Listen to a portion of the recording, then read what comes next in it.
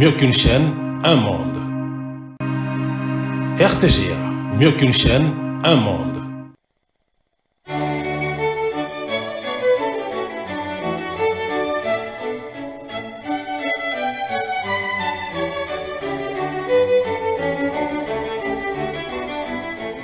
Ce journal vous est offert par Tango Protection.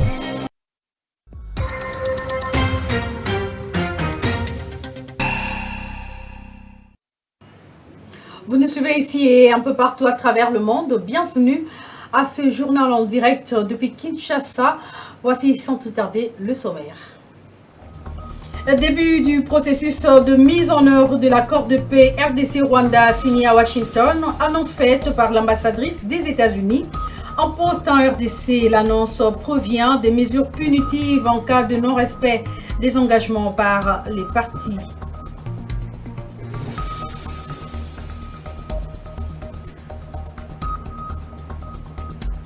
Les veuves militaires de Beni au Nord Kivu ont manifesté ce lundi contre le non-paiement des soldes de leurs défunts époux tombés au front. Ces femmes ont pris d'assaut le rond-point Nyamwisi pour exprimer leur mécontentement.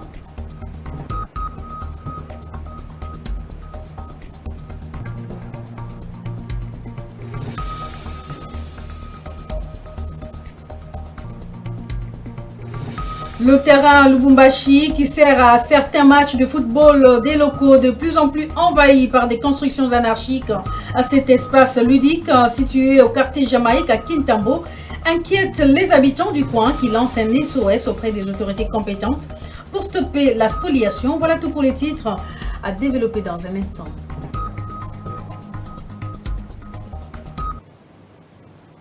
Encore une fois, bienvenue à tous et merci de choisir la RTGA pour vous informer. L'ambassadrice des États-Unis en poste en République démocratique du Congo, Lucie Tamlin, a confirmé ce lundi sur les ondes de RFI le début du processus de la mise en œuvre de l'accord de paix signé en fin juin à Washington par la RDC et le Rwanda sous la médiation de l'administration Trump en vue de mettre fin au conflit dans l'est de la République démocratique du Congo. Et selon la diplomate américaine, le non-respect des engagements du dit accord exposerait les parties à des mesures punitives. Elle a en outre précisé que le commencement de l'application de cette nouvelle entente est marqué par la création du mécanisme de sécurité conjointe, affirmant la ferme volonté de son pays à mettre fin à un conflit qui a duré plus de 30 ans par l'imposition d'un calendrier d'exécution et d'un plan de témoins. L'actualité, c'est aussi l'Assemblée parlementaire de la francophonie AFP qui a, lors de sa 50e session tenue à Paris, en France, adopté le dimanche 13 juillet 2025 une résolution saluant et soutenant l'accord de paix signé entre la RDC et le Rwanda le 27 juin à Washington. La plénière a salué la volonté commune de deux pays de tourner le cycle de guerre et d'ouvrir une nouvelle ère de la coopération bilatérale entre leur gouvernement et Parlement. La République démocratique du Congo était représentée à ses assises par le président de l'Assemblée nationale, Vital Kamerhe Lwakaningi-Nisue.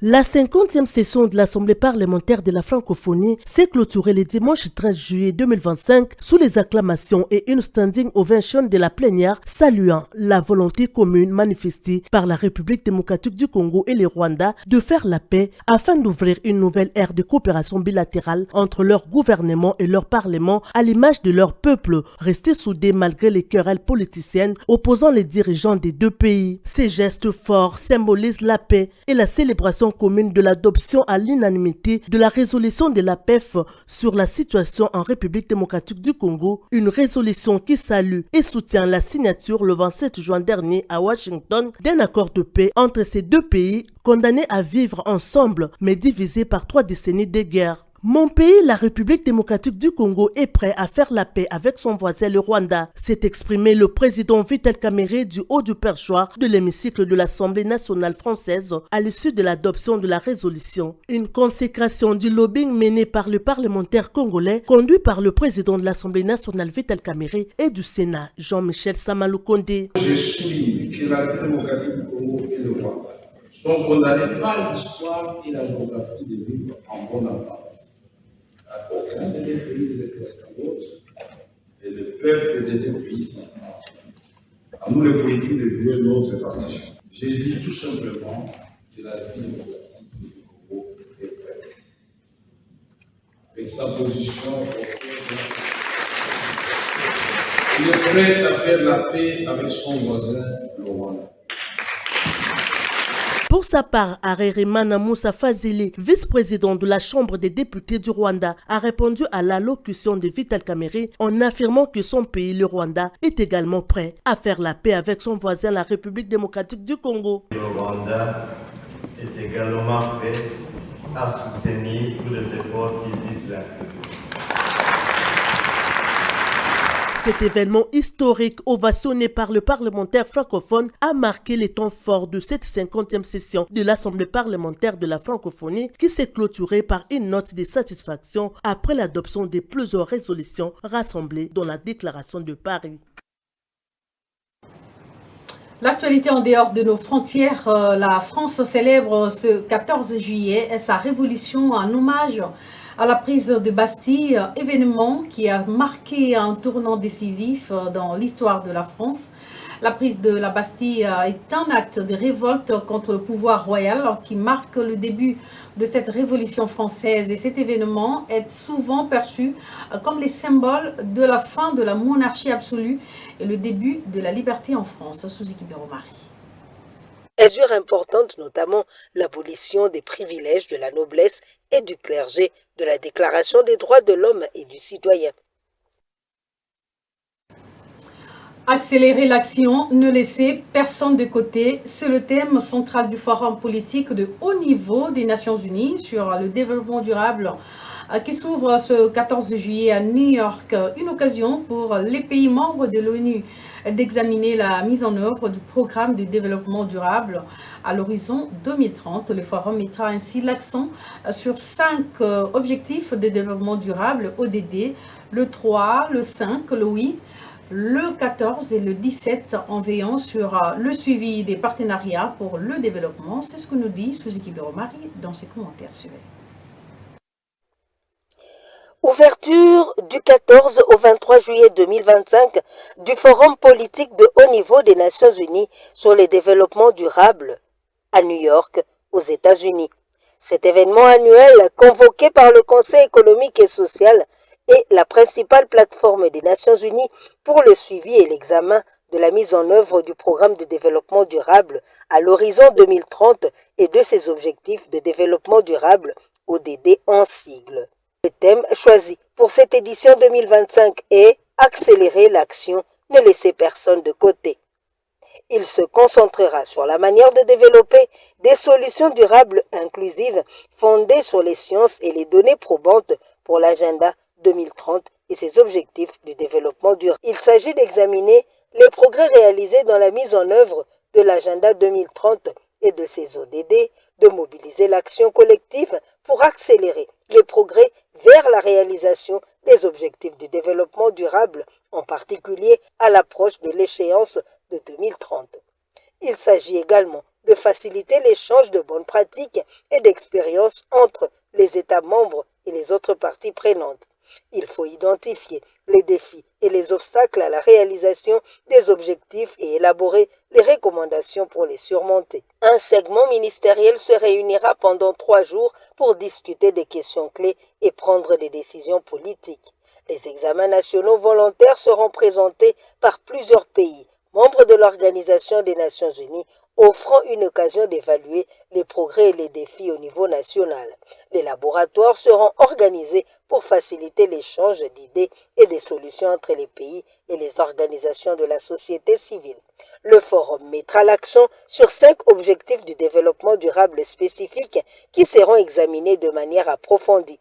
l'ODD 3, santé et bien-être, l'ODD 5, égalité des sexes, ODD 8, travail décent et croissance économique, ODD 14, vie aquatique et ODD 17, partenariat pour le développement. En santé, les précautions à prendre sont exigées pour se prévenir du choléra et éviter surtout sa propagation en République démocratique du Congo. Il s'agit notamment de la vaccination couplée à des mesures de sensibilisation communautaire pour endiguer les flambées de cette maladie.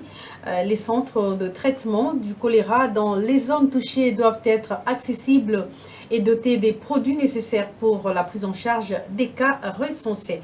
Suzuki Boromari nous fait le point une fois de plus. Le choléra a refait surface en République démocratique du Congo. La lutte contre cette maladie nécessite des précautions spécifiques pour prévenir la propagation de cette maladie et il est essentiel de se concentrer sur l'amélioration de l'hygiène, la promotion de l'accès à l'eau potable et l'assainissement ainsi que sur la vaccination et la surveillance de l'épidémie. Les précautions à prendre selon le ministère de la Santé et notamment le lavage des mains. Se laver les mains fréquemment et soigneusement avec du savon, surtout avant de manger et après avoir utilisé les toilettes.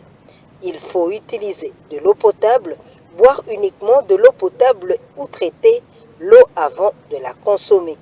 Aliments. Cuire les aliments à cœur, surtout le poisson et les fruits de mer, laver les fruits et les légumes à l'eau traitée ou les épulcher. Éviter de mélanger les aliments cuits et crus. Éliminer les selles des enfants en toute sécurité et suivre les bonnes pratiques funéraires pour les personnes décédées et du choléra afin de prévenir l'infection. Il faut que l'État s'assure de l'accès à de l'eau potable sûre, soit en traitant l'eau avec des comprimés, des filtres ou du chlore, soit en utilisant des sources d'eau potable fiables. L'assainissement du milieu. Améliorer les systèmes d'assainissement pour éviter la contamination des sources d'eau. La vaccination orale contre le choléra est recommandée dans les zones à risque en complément des mesures d'hygiène et d'assainissement. Renforcer la surveillance de l'épidémie au niveau communautaire pour détecter rapidement les cas suspects et mettre en place des mesures de contrôle. Sensibiliser la population au risque du choléra, aux symptômes, aux mesures de prévention et aux lieux où consulter en cas de symptômes. Sachez aussi que le gouverneur de province du Mai-Ndombe vient de déclarer officiellement l'épidémie du choléra dans son territoire. Dans une déclaration faite à Inongo, le gouverneur Lebon Koso Kevani a fait état de 233 cas du choléra enregistrés contre 30 décès. Et face à cette situation, il appelle le gouvernement central ainsi que les partenaires à venir en appui à sa province. Suivez-le au micro de Niro Mukakalombo Kalanji, notre permanent sur place dans la région. Chers compatriotes, notre province du Mai-Ndombe fait face pour la énième fois à une nouvelle flambée des cas de choléra. C'est depuis la 26e semaine épidémiologique 2025, selon les techniciens, la province du Mai-Ndombe a enregistré les premiers cas. Et aujourd'hui, nous avons atteint 233 cas avec 30 décès et les zones de santé de Bolobo, Yumbi, Nyoki, Mouchi et Kwamot sont les plus touchés. Sur les 3 premiers échantillons prélevés et envoyés à l'INRB pour analyse, 2 se sont révélés positifs. À ce jour, une moyenne de 25 malades est accueillie dans les différents centres et unités de traitement de choléra dans les 7 zones de santé touchées. L'arrivée tardive des malades dans les centres de traitement reste la principale cause de décès. La difficulté d'approvisionnement en eau courante par la population fait en sorte que celle-ci fasse recours à l'eau du fleuve Congo, des rivières Kasai, Kwa, Lukeni ou Lukoro et du lac Mai-Ndombe. Au vu de ces statistiques et des résultats de l'Institut national de recherche biomédicale, je me fais l'obligation de déclarer officiellement l'épidémie de choléra dans la province du Mai-Ndombe. C'est l'occasion ici d'inviter les différents partenaires techniques et financiers présents dans la province ainsi que les différents services connexes à la santé de se joindre à nos services techniques de santé afin d'organiser une riposte coordonnée à cette énième épidémie de choléra dans notre province. À cet effet, je demande à toute la population de la province du Mai-Ndombe d'orienter vers la structure de santé la plus proche toute personne qui présenterait les signes du choléra, car le traitement du choléra est gratuit. Pour se prévenir contre cette maladie, les mesures d'hygiène efficaces ci-après sont d'observance et obligatoires. Se laver les mains régulièrement avec du savon ou de la cendre. Les mesures d'hygiène efficaces. Consommer les aliments bien cuits et chauds. Bien cuire les aliments. Garder soigneusement les aliments cuits et les réchauffer avant leur consommation. Je l'annonçais également en titre, la ville de Béni, siège de provisoire de la province du Nord Kivu, a été secouée ce lundi par une vive tension provoquée par une manifestation des veuves militaires des forces armées de la République. Et ces femmes protestaient contre le non-paiement des soldes de leurs époux tombés au front. Les manifestantes ont érigé des barricades au rond-point Niamouissi et brûlé des pneus pour exprimer leur désarroi. Elles interpellent le gouvernement sur les conditions de vie précaires qu'elles endurent depuis la mort de leur mari au combat. Face à cette situation, le veuve exige du gouvernement congolais le paiement sans délai des arriérés de salaire afin de subvenir aux besoins fondamentaux de leurs familles respectives. Autre fait d'actualité, le ministre de la Recherche scientifique et Innovation technologique a lancé ce 14 juillet 2025 le pré-forum du génie scientifique congolais. En sa 3e édition, Gilbert Kabanda Kouringa, dans son mot d'exhorter les innovateurs, chercheurs et tous les Congolais à se décomplexer pour faire luire le savoir-faire congolais. La RDC ne peut se développer sans le domaine de la recherche, a renchéri le patron de ces secteurs qui a appelé tous ceux qui ont l'ambition de démontrer leur créativité à frapper au portail du ministère sans hésiter pour bénéficier d'un suivi de leurs inventions au cours du 3e forum du génie scientifique congolais et qui se tiendra au mois d'août prochain en République démocratique du Congo. Plusieurs hôtes en provenance de l'intérieur et de l'extérieur du pays vont devoir participer à ce rendez-vous scientifique au Congo démocratique.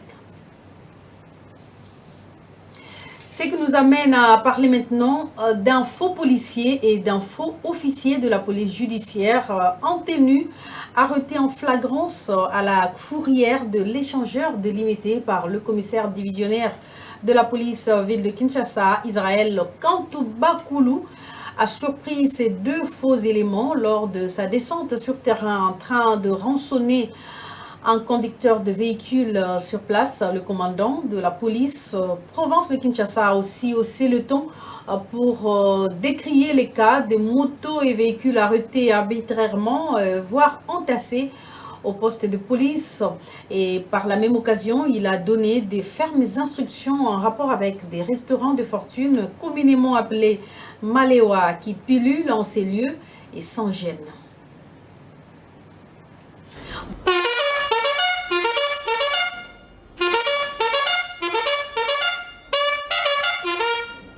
Neuf présumés casseurs de vitres ont été présentés au commissaire provincial de la police nationale congolaise du Haut-Katanga, Blaise Kilimbalimba. Le commissariat provincial de la police nationale congolaise annonce ainsi l'intensification de la traque des présumés bandits urbains qui sèment la désolation au sein de la population dans la ville que préfère. Ces malfrats sont accusés d'être auteurs de vols dans différents quartiers. Le commissaire divisionnaire Blaise Kilimbalimba a rappelé ses troupes à l'ordre pour atteindre cette tâche. C'est un minimum. La population tout entière, les autorités du Haut-Katanga dans sa superficie ne comptent que sur vous. On ne doit pas constater votre absence. Alors que vous êtes là, manifestez-vous. Prouvez que vous êtes présent au lieu de perdre l'État. Il faut stopper le sommeil. Mais faut-il le stopper pour rien? Non. Il faut les stopper parce qu'on va travailler et produire et avoir des résultats. Un commandant territorial ne peut manquer à faire. Il ne peut pas manquer à faire. Il y a beaucoup de situations, il y a des casseurs de vitres, tu ne peux pas manquer à faire. C'est à tout moment que tu es là, tu organises. Comment ça va se passer? Comment ça va se passer? Au cours de la demi-parade hebdomadaire, le chef de la police a annoncé différentes opérations ciblées qui seront menées avec l'objectif de mettre la main sur tous les auteurs des braquages, meurtres des cambistes et auteurs et vols des véhicules.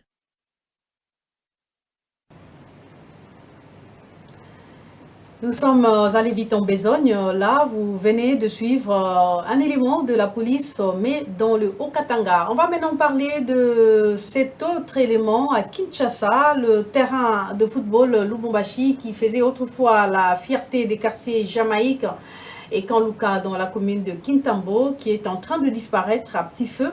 Situé à proximité du cimetière de Kintambo, cet espace ludique des jeunes est envahi à ces jours par des constructions anarchiques. Ces derniers appellent à l'intervention des autorités compétentes afin de leur remettre dans leurs droits et stopper surtout la spoliation du terrain Lubumbashi qui leur permet de se divertir, surtout en période des grandes vacances. Suivez ce constat fait pour vous par Kerep Kabeya, mais commenté par André Koma. Au cœur du cimetière de Kintambo, entre Kanluka et quartier Jamaïque, le terrain Lubumbashi est bien plus qu'un simple espace de jeu. C'est un symbole d'unité, de la jeunesse et d'espoir dans un environnement souvent marqué par le manque d'infrastructures, de loisirs gratuits et accessibles à tous. Ce terrain, depuis plusieurs années, est le seul espace sportif où des centaines d'enfants se retrouvent pour pratiquer le football. Mais depuis quelques temps, ce terrain disparaît petit à petit envahi par des constructions sauvages. Des maisons s'élèvent là où autrefois régnaient les éclats de rire et le cri des jeunes joueurs. En cette période de vacances scolaires, cette situation devient de plus en plus alarmante pour les familles, les éducateurs et les jeunes du quartier. L'équipe de la RTGA s'est rendue sur place pour observer de près l'ampleur de la situation. Du côté de la population, l'indignation est grande, même si les autorités locales gardent silence total.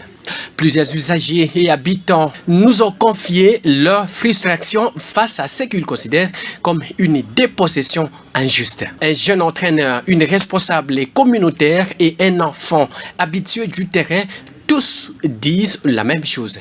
Ce terrain est vital et personne n'a le droit de le vendre ou de le détruire. Vous avez déjà espace où l'État a réservé pour les jeunes. Babani ko evre na bale ba o bazali ba biton ya Kaluka bengambo ya Jamaïque tuyaka awa pona kobeta comme tamo mesani. Grande surprise comment mon arato yibi na pena ayiba tengi ba yiba sali oui ba kutu te soki za komani obiso esika to mesana nde yango tozalaka na terrain moko ebite so bateki terrain o soki to sukela isuwa obiso to mesana nde ko la mwa pokwa. Face à cette situation de spoliation du terrain Lubumbashi, la jeunesse de cette contrée appelle à l'intervention des autorités compétentes afin de stopper les constructions dans cet espace communautaire et sanctionner les auteurs. Ce journal s'est vidé de son contenu. Retenez ceci pour l'essentiel. Début du processus de mise en œuvre de l'accord de paix RDC-Rwanda signé à Washington. Annonce faite par l'ambassadrice des États-Unis en poste à RDC. Et cette mesure prévient justement des sanctions punitives en cas de non-respect des engagements par les parties.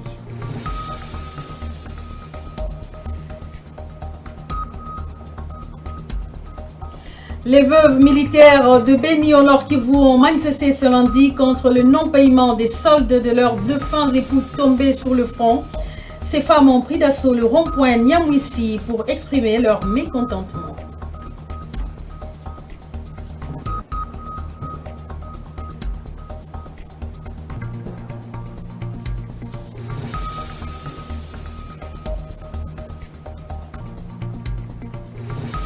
Enfin, le terrain Lubumbashi qui sert à certains matchs de football pour les locaux de plus en plus envahis par des constructions anarchiques. Cet espace ludique situé au quartier Jamaïque à Kintambo inquiète les habitants du coin qui lancent un SOS auprès des autorités compétentes pour stopper la spoliation si pas cette anarchie. Voilà tout pour l'essentiel de l'actualité qui s'achève déjà. Vous nous avez suivis un peu partout dans le Congo profond, à Beni, au nord Kivu et partout à travers le monde. Merci pour l'attention accordée à cette grande édition d'information vespérale de lundi sur nos antennes. Très bonne suite de programme. Voilà, justement à nos programmes. Et à très vite.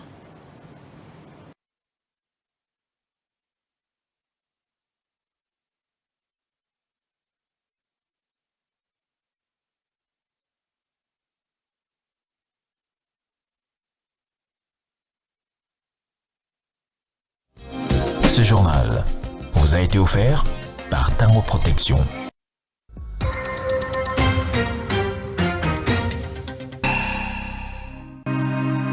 RTGA, mieux qu'une chaîne, un monde. RTGA, mieux qu'une chaîne, un monde. RTGA, mieux qu'une chaîne, un monde.